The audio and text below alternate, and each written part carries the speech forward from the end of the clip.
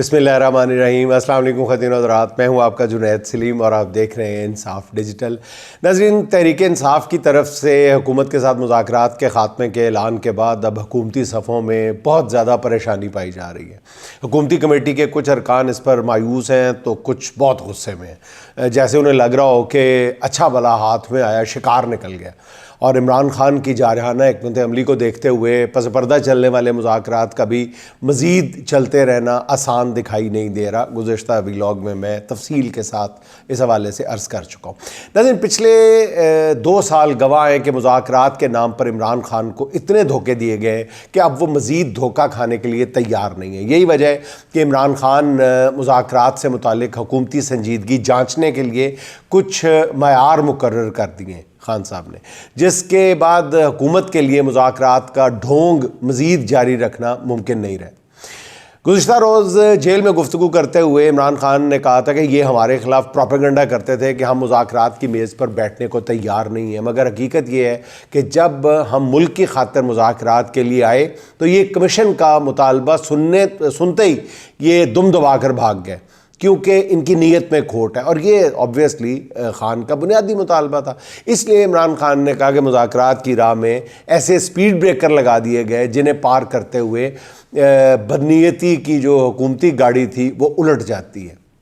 اب ناظرین، حکومت کے ساتھ مذاکرات ختم ہونے کے بعد جو حکومت کے حق میں بولنے والے صحافی ہیں وہ ایڑی چوٹی کا زور لگا کر یہ بات ثابت کرنے کی کوشش کر رہے ہیں کہ پی ٹی آئی کے ساتھ بیک چینل مذاکرات جو ہے وہ ابھی بھی جاری ہیں۔ ان کا کہنا ہے کہ عمران خان صرف حکومتی کمیٹی سے مذاکرات ختم کیے ہیں۔ خان نے یعنی یہ ثابت کرنے کی کوشش کی جا رہی ہے کہ عمران خان نے مذاکرات کا دروازہ مکمل طور پہ بند نہیں کیا، اور ساتھ ہی عمران خان کو یہ کھلاڑی جو ہیں وہ مشورے بھی دے رہے ہیں کہ وہ کچھ روز خاموش رہیں، تحمل کا مظاہرہ کریں۔ مگر سوال یہ ہے کہ تحمل صرف عمران خان نے ہی دکھانا ہے، چاہے اس کو بے بنیاد کیس میں 14 سال قید سزا سنا دی گئی ہو، بشرا بی بی کو عدت جیسے گھٹیا کیس میں دوبارہ کٹہرے میں کھڑا کر دیا گیا ہو، پیکا جیسے قانون میں ترامیم لا کر پوری پارٹی پر نئی تلوار لٹکا دی جائے، اور پھر ان سے یہ امید بھی رکھیں کہ اچھے بچوں کی طرح وہ گھر جا کر بیٹھ جائیں اور حکومت کے ہر جبر کو تقدیر کا لکھا سمجھ کر قبول کر لیا جائے۔ مگر عمران خان نے اب اس ڈرامے کو مزید برداشت کرنے سے چٹا انکار کر دیا۔ سرکاری مذاکرات کا جو ہے سامنے وہ جو کچھ ہو رہا ہے، وہ چاہے سرکاری مذاکرات ہو یا ناظرین پس پردہ، ان کا سب سے بڑا مسئلہ یہ ہے کہ عمران خان اپنی رہائی کے لیے ڈیل تو کیا، اس پر بات بھی نہیں کر رہا۔ یہ میں بالکل آپ کو حقیقت بتا رہا ہوں کہ سرکاری مذاکرات اور اصل مذاکرات، ان دونوں میں پی ٹی آئی کے مد مقابل جو لوگ تھے ان کے لیے بہت بڑی پرابلم تھی کہ خان اپنی ذاتی رہائی کی بات نہیں کر رہا۔ ذاتی رہائی کی بات کرے تو ان کے پلے بھی کچھ آئے بات کرنے کے لیے، وہ اس کو پروپیگیٹ کر سکے، نہیں کر رہا تو یہ ان کے لیے پریشانی کا باعث تھی۔ تو خان جو ہے وہ صرف 9 مئی اور 29 نومبر کو اپنے کارکنوں پر ہونے والے ظلم کا حساب چاہتا ہے، اور اسی چیز نے ان کے مخالفین کے اوسان خطا کر رکھے ہیں۔ یہ بندہ آخر بنا کس چیز کا؟ یہی سوال تھا ان دونوں مذاکراتی کمیٹیوں کے لیے۔ میرا خیال ہے کہ عمران خان فیصلہ کن لڑائی کے لیے جس وقت اور جن حالات کا ناظرین انتظار کر رہا تھا وہ انتظار ختم ہو چکا ہے، اور شاید آر یا پار کا وقت آن پہنچا ہے۔ گزشتہ ویلاگ میں بھی اس جانب میں نے آپ کو اشارہ نہیں کیا تھا، کھل کر ہی بتا دیا تھا۔ اب ناظرین، عمران خان کا موڈ کیا ہے، ملکی حالات کس جانب بڑھ رہے ہیں، اس کا اندازہ P T I Khyber Pakhtunkhwa کے نئے صدر جنید اکبر کی گفتگو سے بھی لگایا جا سکتا ہے۔ گزشتہ روز گفتگو کرتے ہوئے جنید اکبر نے بتا دیا ہے کہ ان کے عزائم کیا ہیں اور آگے ہونے کیا جا رہا ہے۔ ان کا کہنا یہ ہے کہ مذاکرات کی کامیابی کے آثار نظر نہیں آ رہے، اس لیے احتجاج کی مختلف قسم کی حکمت عملی پر غور کیا جا رہا ہے، جس میں خیبر پختونخوا سے پنجاب گلگت بلتستان تک کی سڑکیں بند کرنے اور اسلام آباد کے ڈی چوک کی جانب مارچ کے آپشنز شامل ہیں۔ اور ہم یہ توقع نہیں کر رہے تھے کہ ریاست گولی بھی چلا سکتی ہے، اور اس دفعہ ہم تیاری کے ساتھ آئیں گے۔ انہوں نے کہا ہے کہ مرکزی اور صوبائی عہدوں سے ہومیوپیتھک قیادت جو ہے وہ سائڈ پہ کر دی جائے گی۔ ممکنہ طور پر تنظیم نو کے دوران جو ہے وہ ہارڈ لائنرز لوگ سامنے آئیں گے۔ اس کے بعد جنید اکبر نے بتایا کہ انہیں جیل سے عمران خان نے پیغام بھجوایا ہے کہ میں یہ بھول گیا ہوں کہ میں نے وزیر اعظم بننا ہے۔ ناظرین، یہ بہت ہی اہم نکتہ ہے۔ یہ جنید اکبر صاحب براہ راست بتا رہے ہیں کہ عمران خان نے انہیں پیغام بھجوایا ہے کہ میں یہ بھول چکا ہوں کہ میں نے وزیر اعظم بننا ہے. آپ بھی یہ بات اپنے دل سے نکال دیں کہ آپ نے دوبارہ MNA بننا ہے, یہ پارلیمنٹ میں آنا ہے. یعنی عمران خان اپنی کشتیاں جلا چکے ہیں. وہ اس ملک کی تقدیر بدلنے کے در پہ ہیں, وہ اس ملک کا نظام بدلنے کے در پہ ہیں, وہ اس ملک پر قابض قوتوں سے اس ملک کا گلا جو ہے وہ آزاد کروانا چاہتے ہیں. انہوں نے کہا ہے کہ عمران خان اب قوم کے لیے کچھ بڑا سوچ رہے ہیں. جنید اکبر نے مزید کہا کہ اگر مجھے توڑا گیا, یعنی گرفتار کر کے ان کی وفاداری تبدیل کرانے کی کوشش کی گئی, تو میں زندہ گھر نہیں جاؤں گا, راستے میں خودکشی کر لوں گا. یہ ہے ناظرین عمران خان کی نئی ٹیم, اور یہ ہے ان کھلاڑیوں کی سوچ. اب ذرائع کا یہ کہنا ہے کہ 8 فروری کو فیصلہ کن لڑائی شروع ہوگی, جس کے لیے عمران خان اپنی پارٹی کی صف بندی میں مصروف ہے. جنید اکبر کی اس گفتگو نے اقتدار کے ایوانوں میں ناظرین سچی بات بتاؤں تو ایک کھلبلی مچا دی ہے. حکومت جو پہلے ہی نہتے شہریوں پر گولی چلا چکی ہے اور پوری دنیا میں اپنا منہ چھپاتی پھر رہی ہے اس الزام سے, اس حرکت سے, اسے سمجھ نہیں آ رہی کہ وہ احتجاج کے اگلے مرحلے کا مقابلہ کیسے کرے. اب ناظرین نون لیگ کے ایک بہت ہی قریب سمجھے جانے والے اینکر نے یہ خبر دی ہے کہ بیرسٹر گوہر کی آرمی کی اہم ترین شخصیت کے ساتھ ایک اور ملاقات ہوئی ہے. اس ملاقات میں انٹیلیجنس کے حوالے سے بھی اہم شخصیت اور ایک وفاقی وزیر بھی موجود تھے, اور ان کے علاوہ کچھ اور ذرائع اس ملاقات کی تصدیق بھی کر رہے ہیں, جن کا کہنا یہ ہے کہ اسی ملاقات کے دوران بیرسٹر گوہر کو پیغام دیا گیا ہے کہ عمران خان سے کہیں کہ وہ مزید کچھ روز خاموش رہیں. ناظرین آپ نوٹ فرمائیں کہ نون لیگ کے لیے نرم گوشہ رکھنے والے یا ان کے حق میں بات کرنے والے کم و بیش 5 مختلف ویلاگرز یا اخبار نویس یہ بات کر چکے ہیں.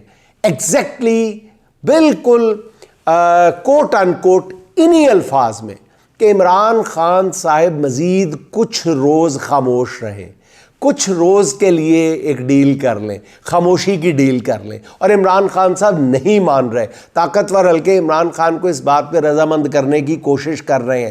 ناظرین یہ تمام وہی اینکرز تھے جو کل تک گلا پھاڑ پھاڑ کے شور مچا رہے تھے کہ عمران خان کو کوئی ڈیل شیل نہیں آفر کر رہے, کوئی نہیں آفر کر رہا. عمران خان منت ترلا کر رہا ہے ڈیل کے لیے, ڈھیل کے لیے, رہائی کے لیے. اب یہی تمام اینکرز ہیں جو ایڑیاں اٹھا اٹھا کے کہہ رہے ہیں کہ طاقتور حلقے بھی, حکومت بھی عمران خان کے سامنے ہاتھ جوڑ کے اپیل کر رہی ہے کہ کچھ دن, ماہ سال نہیں, کچھ دن کے لیے خاموشی اختیار کر لیں, جس کے بعد سب ٹھیک ہو جائے گا. اب عمران خان سے چند روز خاموش رہنے کو ناظرین کیوں کہا جا رہا ہے؟ سوال یہ ہے کہ ان چند روز میں کیا ہوگا, یا چند روز کے بعد کیا ہو جائے گا؟ کیا عمران خان کو رہا کر دیا جائے گا؟ یہ سوال ہر طرف گردش کر رہا ہے. ہم نے بھی کچھ کوشش کی کہ چند روزہ خاموشی سے آخر حکومت حاصل کیا کرنا چاہتی ہے. ادھر ادھر کی کچھ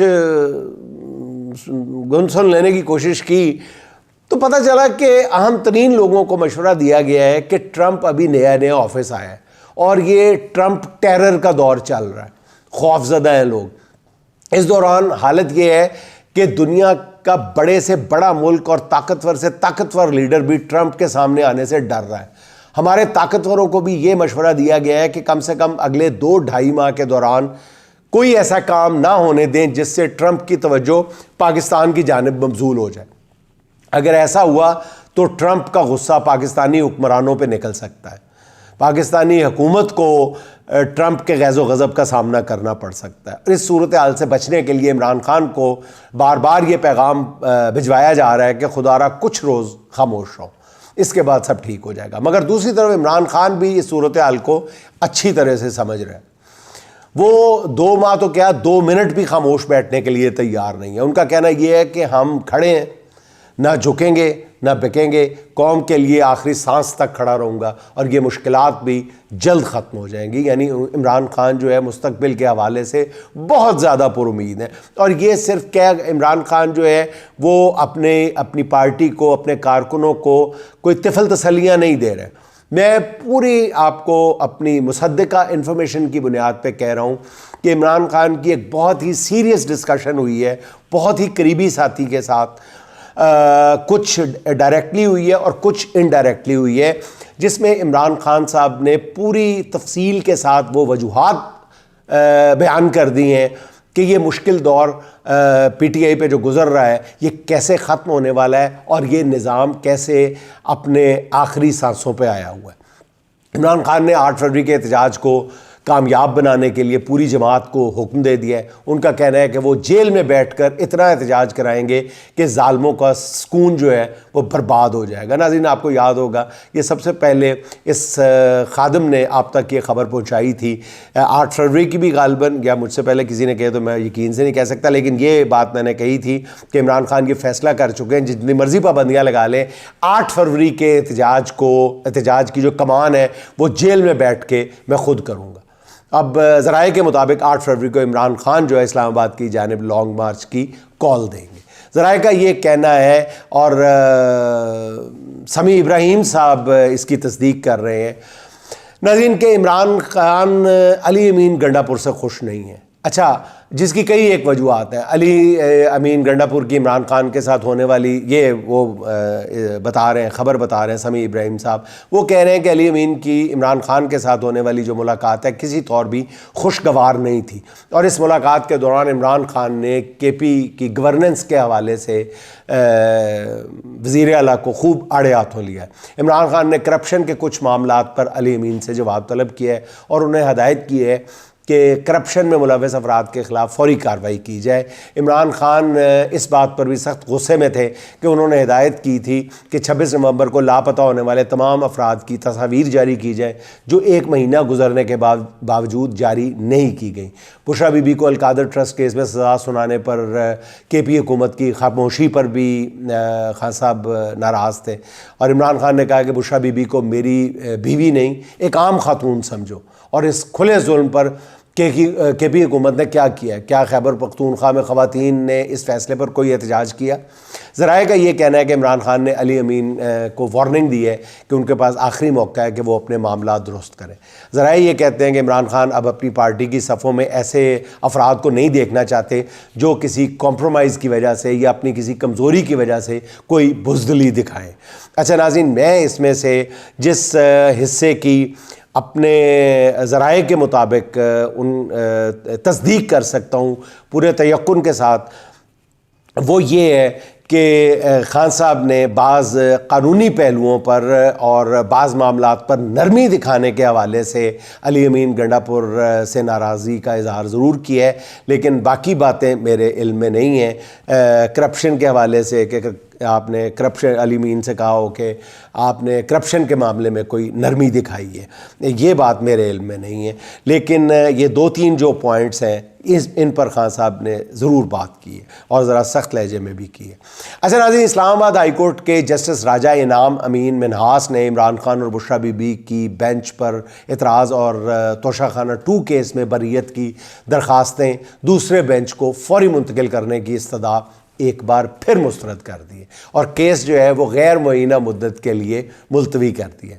راجہ منہاس صاحب جو ہیں، جو 26ویں آئینی ترمیم کے نتیجے میں اسلام آباد ہائی کورٹ کے جج بنے ہیں یا ان کو یہ ججی ملی ہے، ان پر عمران خان نے شدید تحفظات کا اظہار کرتے ہوئے کہا تھا کہ ایک تو وہ خود 26ویں ترمیم کو مانتے ہیں، نہ اس کے نتیجے میں بننے والے کسی جج کو مانتے ہیں، دوسرا یہ جو ہے جج جو ہے انعام امین منہاس کا سگا بھائی 9 مئی کے مقدمات اور GHQ حملہ کیس میں عمران خان کے خلاف وکیل اور پروسیکیوٹر ہے، اور مفادات کے اس واضح تضاد کے باوجود جسٹس انعام امین عمران خان کے خلاف کیس سننے پر اگر بضد ہیں تو پھر اس پر ان للہ ہی کہا جا سکتا ہے۔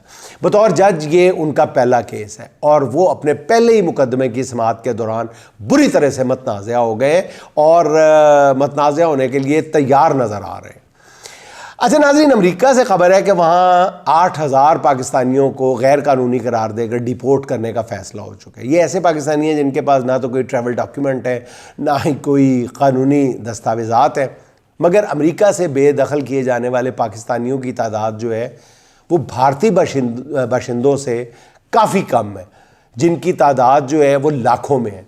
اب ذرائع کا یہ کہنا ہے کہ جن پاکستانیوں کو غیر قانونی قرار دیا گیا ہے ان میں سے بیشتر پہلے ہی امریکہ چھوڑ چکے ہیں اور زیادہ تر کینیڈا چلے گئے ہوئے ہیں۔ اچھا ناظرین، رچرڈ گرنیل کی عمران خان کے حوالے سے ٹویٹس ڈیلیٹ کرنے کے معاملے، نون لیگ کی جو ہے وہ بھونپو جو ہے نون لیگی، وہ خوشی سے پاگل ہوئے جا رہے تھے، مگر ہمیشہ کی طرح یہ ان کی خوشی بھی عارضی ثابت ہوئی ہے۔ معروف امریکی صحافی رائن گرم نے بتایا ہے کہ کافی عرصے سے رچرڈ گرنیل نے اپنا اکاؤنٹ اس طرح سے سیٹ کیا ہوا ہے کہ تمام جو ٹویٹس ہیں وہ 45 دن کے بعد خود بخود ڈیلیٹ ہو جاتی ہیں، لہٰذا اس پر زیادہ غور کرنے کی ضرورت نہیں ہے۔ اگر آپ ان کے اکاؤنٹ کے آخر تک جائیں تو اس بات کی تصدیق کی جا سکتی ہے۔ اچھا ناظرین، کچھ ذکر ہو جائے فیصل واوڈا صاحب کے الزام نما بیان پر کہ عمران خان کا ایک قصور یہ بھی تھا کہ وہ وزیر اعظم ہوتے ہوئے انہوں نے یہ جرم کیا کہ وزیر اعظم ہاؤس میں جنرل باجوہ اس وقت کے آرمی چیف جو ان کو ملنے کے لیے آئے تو عمران خان نے ان کو 1.25 گھنٹے تک انتظار کروایا۔ اچھا ناظرین، میں آپ کو یہ بتاتا چلوں کہ اس بارے میں اپنی ذاتی معلومات جو میری اور اس وقت جب وہ وزیر اعظم تھے تو ہماری واٹس ایپ پہ جو اس حوالے سے گفتگو تھی، کنورسیشن تھی، وہ آج بھی میرے پاس محفوظ ہے۔ پہلی بات تو یہ ہے کہ یہ جو 1.25 گھنٹہ انتظار کروانے کی بات ہے، اس میں بے انتہا مبالغہ آمیزی سے کام لیا گیا۔ دوسری بات یہ ہے کہ جتنا بھی انتظار کروایا گیا، چاہے وہ 10 منٹ تھا، 15 منٹ تھا یا 1.25 گھنٹہ تھا یا اس سے بھی زیادہ تھا، ایک سوال یہ کیوں نہیں پیدا ہوتا ذہنوں میں کہ اگر وزیر اعظم کے پاس کوئی ان کا ماتحت سرکاری ملازم بغیر وقت لیے وزیر اعظم ہاؤس میں آتا ہے تو وزیر اعظم اس کو 1.25 گھنٹہ کیا 2 گھنٹے بھی انتظار کراتے ہیں، تو اعتراض کا کیا جواز بنتا ہے؟ دیکھیں، آپ ہیرارکی دیکھیں ذرا کہ وہ ڈیفنس منسٹر ان کا باس ہے، ڈیفنس منسٹر سیکٹری ڈیفنس جو ہے وہ ان کا باس ہے، امیجیٹ باس ہے، پھر ڈیفنس منسٹر ہے، پھر وزیر اعظم ہے۔ تو اگر کوئی بھی آرمی چیف ہو، اس وقت کا آرمی چیف، وہ اگر براہ راست چلا جاتا ہے اور وزیر اعظم ہاؤس میں ان کو انتظار کروایا تو کون سی ایسی قیامت تھی؟ یہ کون سا قصور تھا عمران خان کا جس کی سزا دی گئی ان کو اور آج تک سزا دی جا رہی ہے؟ نہ صرف عہدے سے ہٹایا گیا بلکہ اس وقت سے لے کر آج تک ظلم کی ایک داستان ہے جو ختم ہونے کا نام ہی نہیں لے رہی۔ اچھا ناظرین، آخر میں یہ خبر کہ ڈی جی ایف آئی اے احمد اسحاق جہانگیر اور آئی جی خیبر پختونخوا اختر حیات کو عہدوں سے ہٹا دیا گیا ہے۔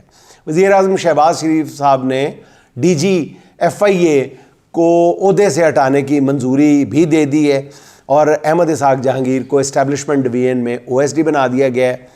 ذوالفقار حمید صاحب کو نیا آئی جی خیبر پختونخوا تعینات کر دیا گیا، جن کی عمومی شہرت بہرحال ایک ایماندار افسر کی ہے، لیکن وہ کسی کا بھی فیڈرل گورنمنٹ کا یا کسی اور حکومت کا، صوبائی حکومت کا بھی، کسی بھی صوبائی حکومت کا تو وہ ماتحت ہیں، فیڈرل حکومت کا کوئی ناجائز پریشر لینے برداشت کرنے کی کتنی اہلیت رکھتے ہیں، اس بارے میں دو آرا پائی جاتی ہیں۔ اور ناظرین، آپ کو یہ بھی اطلاع دیتا چلوں کہ میری انفارمیشن یہ ہے کہ پنجاب کے آئی جی جو ہیں ڈاکٹر عثمان انور صاحب، ان کو بھی تبدیل کیا جا رہا ہے اور ان کو غالباً ایف آئی اے میں ڈی جی لگایا جا رہا ہے، اور جو پنجاب کے آئی جی کی جو عہدہ ہے وہ بلال کمیانہ صاحب کے سپرد کیا جا رہا ہے۔ اچھا ناظرین، پیکا قانون بننے کے بعد ڈی جی ایف آئی اے کو عہدے سے ہٹانا جو ہے وہ کئی سوالات اٹھاتا ہے۔ دوسری طرف تحریک انصاف کی نئی احتجاجی تحریک سے پہلے